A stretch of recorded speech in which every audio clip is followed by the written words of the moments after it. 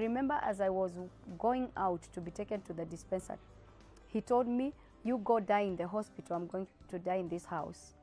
I didn't know whether he was serious, but that one happened later. So I was taken to the hospital, the nearby dispensary first, given first aid, and after the first aid, now my brother and my dad had arrived and they made a decision that I was going to be taken to a nearby good hospital. The doctor there had given, the nurse there had given me a referral to Kenyatta, but my dad refused and said, "No, we are not going to go to Kenyatta. There might be a queue and she's in a very critical condition." So I was rushed to Guru Nanak Hospital, where they found he had interfered with 5 nerves, 5 critical nerves in my head, and blood was just oozing, and the doctors were very afraid that it could have mixed with my brain. And then later on they realized the bones in my hand had been interfered with. I needed to be fitted with metal plates, and also I needed a surgery on my right hand side breast. It was the toughest time of my life. I remember I went to the theater for the head surgery, almost 7 hours under the knife. I know I heard later of people who even had thought that I had passed on in the theater, but after coming from the theater, I was not the same person because I didn't have any headache, I didn't have any pain. They had fitted me with 5 plastic nerves that I still survive with up to today, because there was no other correction that they could have done apart from just fitting replacing those nerves with plastic nerves. Then after 2 weeks, I need another surgery.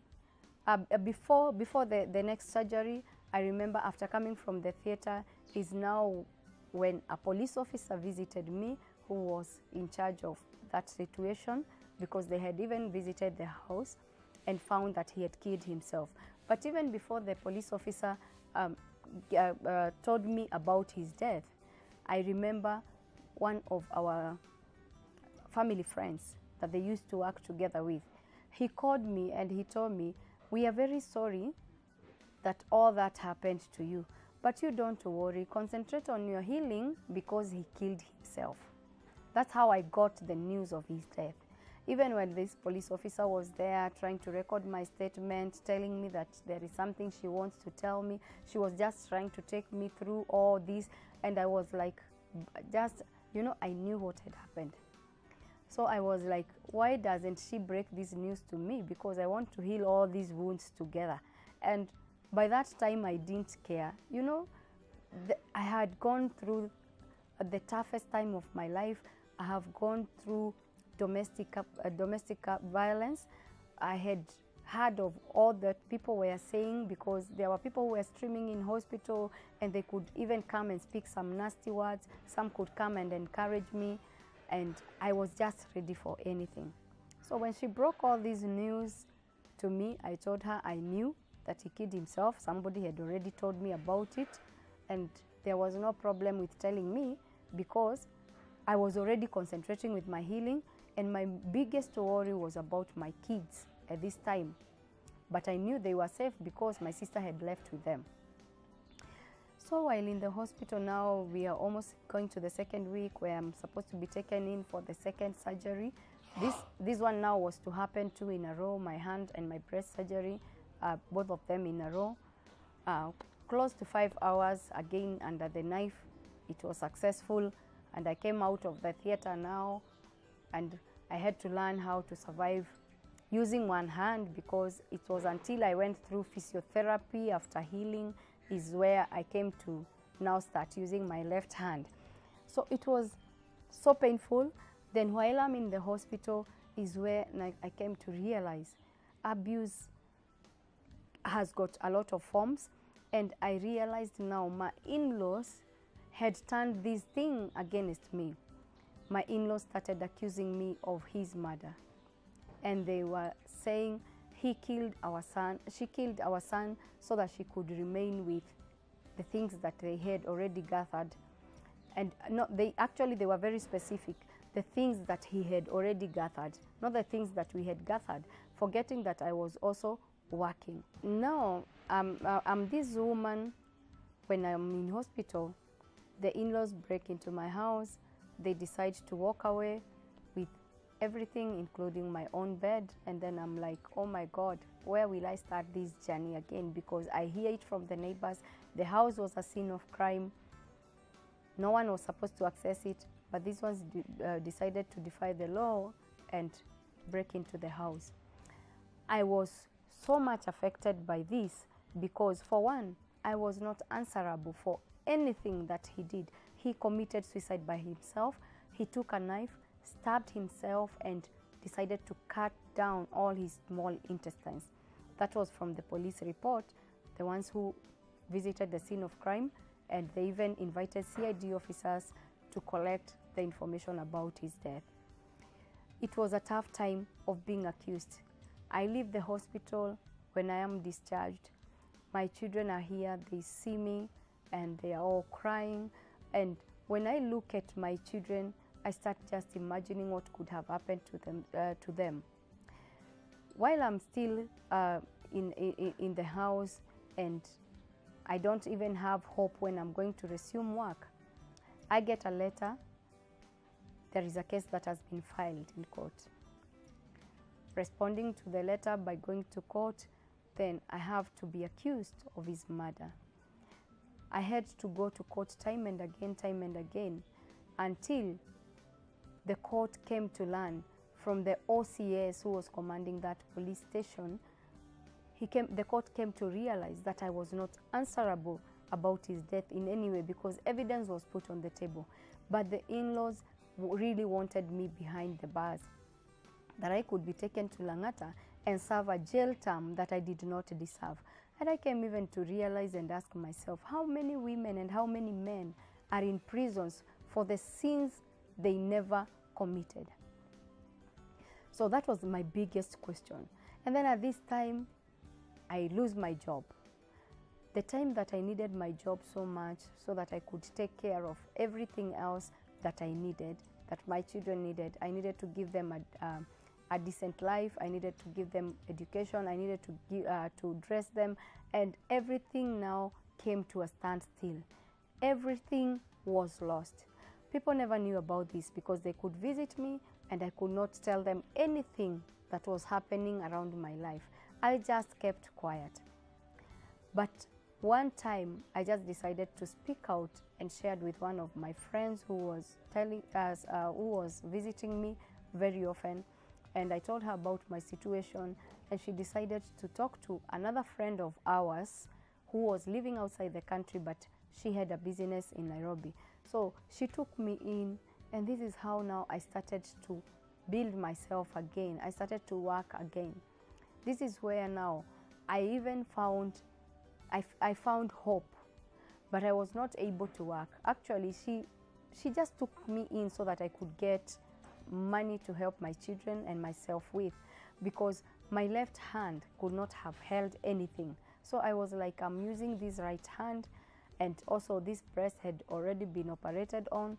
So I was just like somebody who had a disability but trying to work. This space that she created for me also helped me in healing because I was able to interact with other people. We had time to chat, unlike the time I was alone in the house. She gave me permission even to attend the court cases. She was just a good lady who understood my situation at that time.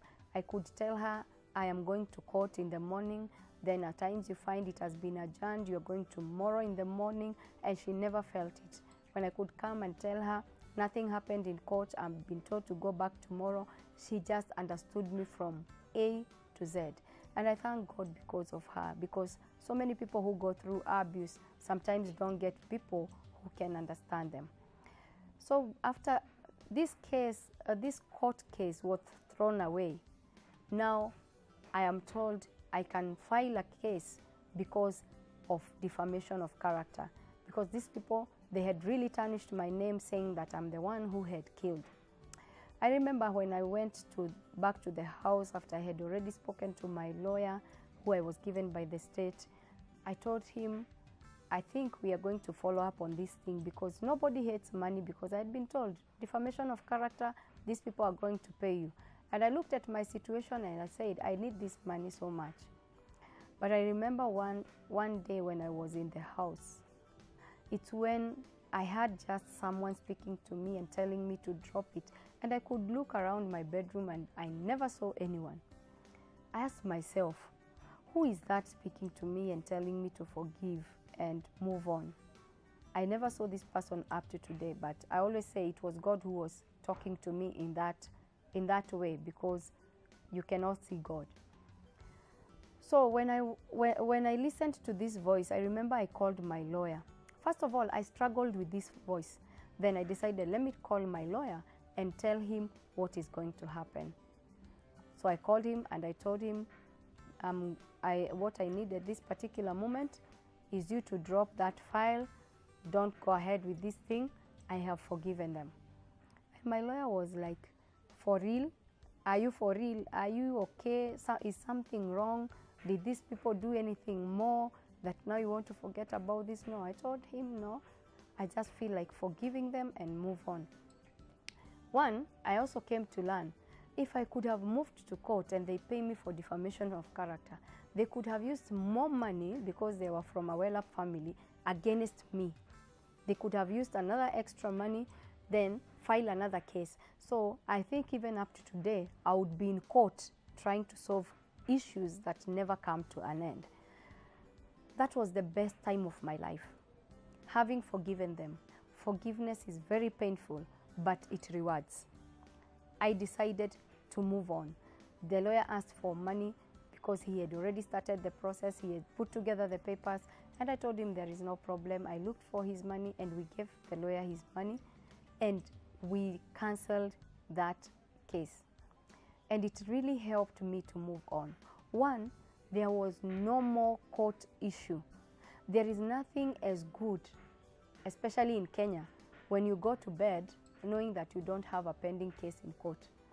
There are things that I've come to realize they can make you become poor, and even you don't get a name in this country. One is when you are very sick and you need help. Two is when you have a case in court.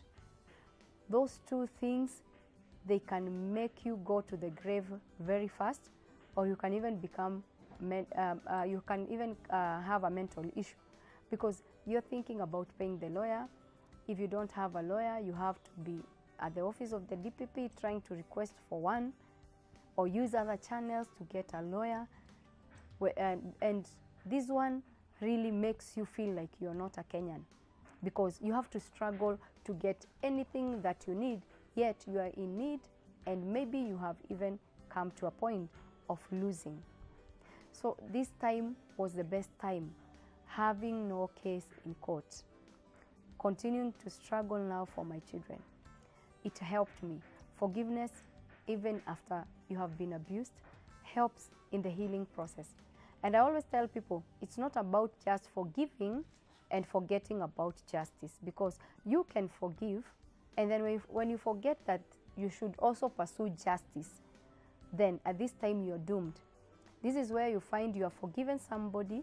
When you forget about justice, then this person will be stalking on you, following you, looking for you, look for you even at your place of work, and then whatever they are going to do, they are going to do something that no one under the earth, under the sun, will believe.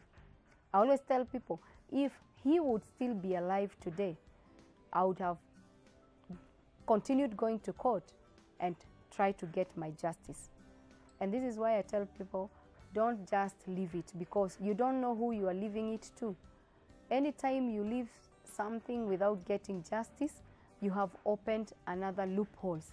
This person will get to know. So even if tomorrow I go and harm her, she's not going to do anything on me. But and they will ask, by the way, what can she do? What can he do? And because domestic violence or any other type of violence does not only happen to women.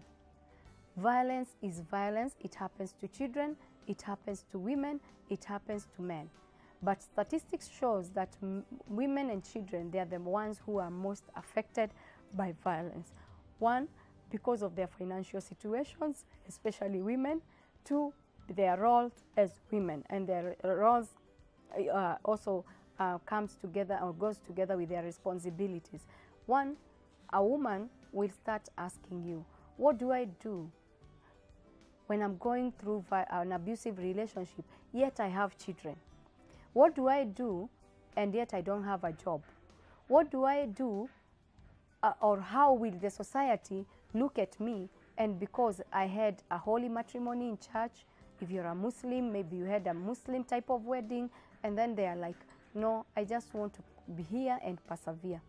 I always tell people, it's better to be sorry than to die thinking that one day it will work out.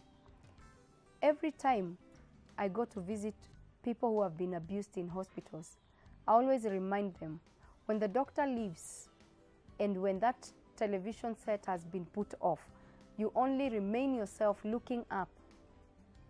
And the only thing you can see up there is a ceiling board.